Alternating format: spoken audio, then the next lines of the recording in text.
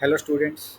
In the previous session of our basic Python, we have learned only how to start the Jupyter notebook and what are the commands. In this session, we will move forward and learn something more about how Python can be used for data analysis. So very first thing, what we have to do is go to this new button and open a new file. Once the file is opened, always remember I'm telling in all my videos that first thing what we have to do is go to file and rename our file with some name. So I'm renaming it Python basics session 2. Okay. So this is about the Python basics and this is the session 2. Yesterday we have just seen how to write the commands. So we can just use the hashtags and then we can use comment how to describe or why we need the comments. We need the comments because I am writing any code in this particular Python compiler, so third party or anyone like you also need to understand what I am writing. And for that reason, what I will do is I will write down all my thoughts as a comment. So first thing what I'm going to do is I'm going to write a comment. We are going to learn basics of Python for data analysis today. Okay, so I've just written down that what we are going to do. Then I will write down here we have already seen how to write comments. Okay, these are nothing but the comments only. Hashtag and then whatever I am writing the sentence, these are nothing but the comment. Yesterday also I have shown you if I'm not using hashtag, so this becomes a sentence. And if I try to run this particular thing, I can run in two ways. Click on this run button, okay, or what I can do is I can just press on shift plus enter button. It is giving me syntax error. Why? Because this is a string values. I cannot write any sentence like this unnecessarily. So I will give the command shift plus enter button. The cell will be executed. Okay, we have also seen importance and need of commenting. Okay, so this is how I have done. Now I'm not using this particular run button always. I'm just using shift key plus enter, shift plus enter to make my process a little bit faster. All right, so I'll just give here hashtag and space run button. This is what. Now let us start with our very basics Python. First, we will understand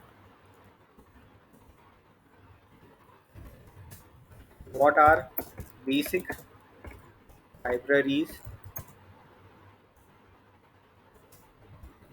used for analysis. Okay, very basic libraries. First, we will define what is the library. So, very first thing, listen this very carefully. Libraries are nothing but whatever we understand, but we cannot remember always. So, we refer to some book, some dictionary, or some kind of library from which I am extracting my well-defined you can tell formulas or well-defined grammar or well-defined any syntax, any framework. That well-defined framework can be used further in the applications. So that particular portion from where we are extracting is called library. For example, let us take example and understand. I want to perform addition. I want to give the answer of 2 plus 2. So what I will do, I will refer to my mathematics books. I will go to my textbook of maths of class second and third. I will watch there. I will read there how 2 plus 2 can be added. And then I will understand. I will come back over here and then I will solve my assignment. Again, in my assignment, now it is written to solve 19 plus 19. I will again go to my addition means mathematics books. I will read the addition how to do the addition and how to do the summation. There I saw nowhere it is written 19 plus 19, but the concept of addition has been written there. Okay, so I will read that how to add any two numbers. Again, I will come back to my exercise where I want to add 19 plus 19, and then I will correlate how to do the addition and I will try to do that addition. So that book is nothing but the library. It's kind of library for me. Same thing. Two libraries we are going to learn today. One is pandas. So I'm going to import pandas. What do you mean by import pandas? Import means what? If I want to learn something from my books, first I will take the book from library, issue the book from library, and then I will come to my home, start reading. Or if already I have a book in my house, I will take it from my shelf, from my backpack, from my table, and then start reading. Means what is happening? I'm taking the book from somewhere and then I'm starting reading. Same thing. What we want is we want to give a book to our machine, to our laptop, to our computer. That book's name or the combination of books or combination of all the knowledge name is pandas. So pandas is nothing but a package. You can call it as a package or a kind of place where some kind of information is stored. If you want to bring that package in this particular screen, in this particular memory, so you will write import name of that package, and then you will write then you will run this cell. How to run? With the help of this button or shift plus enter key, and the pandas library will be imported. Now, whatever actions, whatever concept I want to use from this particular pandas package, that I can use. Means what? Why pandas is used? I will write down comment here. We don't want to go in much detail. Huh? This much technical we don't want.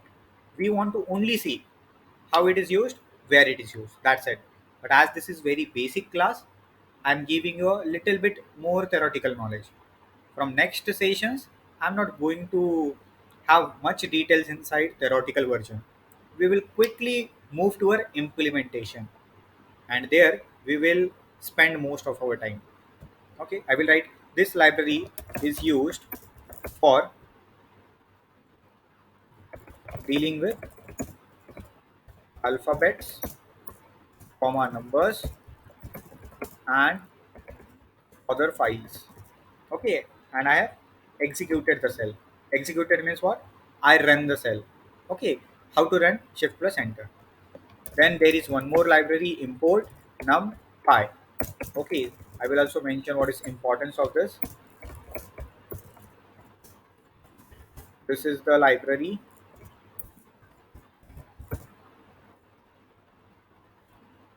used for dealing with numbers and its manipulation. Okay, so I want to do any kind of basic mathematics with my numbers. So NumPy, numerical manipulation in pi means python. NumPy, number in pythons. In this way you can just remember it. And this library is basically deals with the numbers and its manipulation. Now it doesn't mean with NumPy or with pandas we can do only the things whatever I have written. No, I've written only the basic things, like we can deal with numbers and manipulation. This is the basic thing. Lot of other things can also be done with the NumPy. Same. From this particular package, pandas, I can deal with alphabets and other kind of file.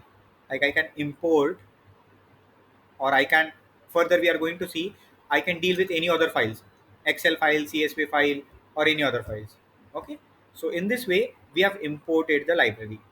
Now let's say we want to move further in our data analysis.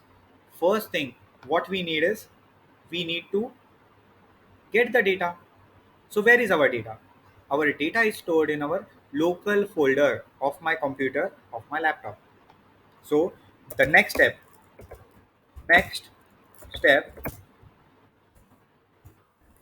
is to get the data inside our Python compiler. Compiler means what? This space. Wherever we are going to write down a code, that is my Python compiler. I will run this cell. How to run? Shift plus enter. Okay. Now, what I'm going to do in this particular step from below, I'm going to get the data. How to get the data? With the help of this pandas library. So, okay, I will write pandas. Okay, pandas means what? I'm giving instructions to my machine like you have to do something with the pandas. Then pandas dot read. You have to read some function. Okay, means you have to read some file. This is a function. Function means from pandas you are going to read something. This is my intention. Okay. So basically, from this particular package, we are giving instruction to our Python that you have to read. What you have to read? You have to read a CSV file. What do you mean by CSV file? CSV is a format of file. Format means there are very much different format. Excel format, CSV format, PDF format, document format, XML format, JSON format, etc. Okay, so from which CSV comma separated values, this is a name of one of the format. So I am going to write down what you have to read. So they have the Python machine. Okay, the Python compiler has to read a CSV file, but which CSV file you will write down in the bracket. Okay, but inside bracket you have to write in the double quotation the path where the file is stored. So the file is stored in the E drive, and then I will write name of the file, advertising data dot csv. Don't forget to give the format for extension. Okay, so last one dot csv is the extension. So this we don't have to forget. And once we execute this cell, execute means what? We run this cell. So either we click on this or we just click shift plus enter button. Automatically I can see the file in this one. Okay, now you might be wonder like how we have to write the path. So if I change the path, okay, so what I will do is I will quickly change my path of this file. So my file is currently in E drive. What I will do is I will cut this and I will paste it in some different folder of E drive, and then I have saved it. Now again one time what I will do is I will execute. How I can execute? Either click on this or shift plus enter. Once I click on shift plus enter, I have not changed anything in the code, but file location is changed and I'm getting file not found error. What is this error? Let us see. No such directory exists.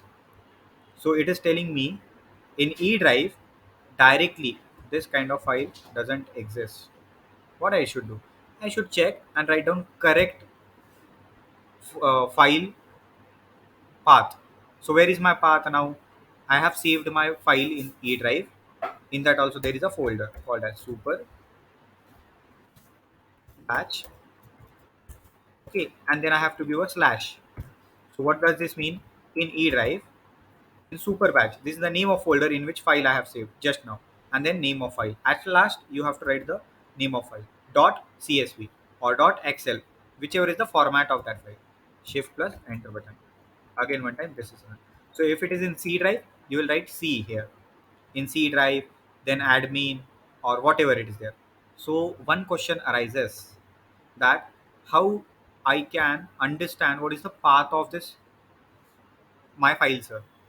Okay, so if you are new to this laptop or if you are new, you don't know anything, what you can do is wherever your file is stored, click on right button, okay, of that file and go to properties. Once you right click on any file, go to properties, you will find their location of the file. Okay, you just have to copy paste that location. Okay, in next videos I will show that thing also. Thank you.